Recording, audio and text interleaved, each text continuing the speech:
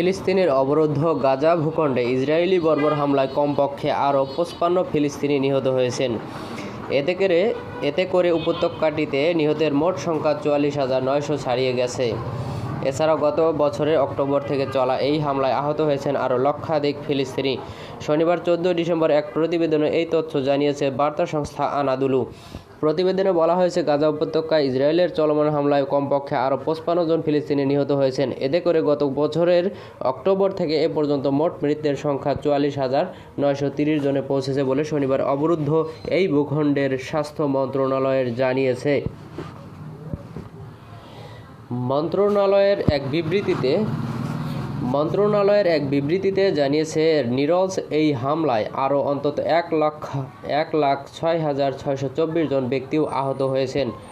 মন্ত্রণালয় গত ২৪ ঘণ্টায় ইসরায়েলি বাহিনীর অব্যাহত আগ্রাসনে ৫৫ জন নিহত এবং আরও ১৭০ জন আহত হয়েছেন বলে জানিয়েছেন। অনেক মানুষ এখনও ধ্বংসস্তূপের নিচে এবং রাস্তায় আটকা পড়ে আছেন, কারণ উদ্ধারকারীরা তাতে কোনোভাবে পৌঁছাতে পারছেন না। ফিলিস্তিনি স্বাস্থ্য কর্তৃপক্ষ মনে করছে, গাজা উপত্যকা জুড়ে ধ্বংস হওয়া বাড়ির ধ্বংসস্তূপের নিচে এখনও ১০,০০০-এর বেশি লোক নিখোঁজ রয়েছেন। মূলত গাজায় অবিলম্বে যুদ্ধবিরতির দাবি জানিয়ে জাতিসংঘের নিরাপত্তা পরিষদের প্রস্তাব সত্ত্বেও ইসরায়েল অবরুদ্ধ এই ভূখণ্ডে তার নৃশংস আক্রমণ অব্যাহত রেখেছে। উল্লেখ্য, গত ৭ অক্টোবরের হামাসের নজিরবিহীন আন্তঃসীমান্ত হামলার পর থেকে ইসরায়েল গাজা উপত্যকায় অবিরাম বিমান ও স্থল হামলা চালিয়ে যাচ্ছে। ইসরায়েলি এই হামলায় হাসপাতাল, স্কুল, শরণার্থী শিবির, মসজিদ, গির্জাসহ হাজার হাজার ভবন ক্ষতিগ্রস্ত ও ধ্বংস হয়ে গেছে।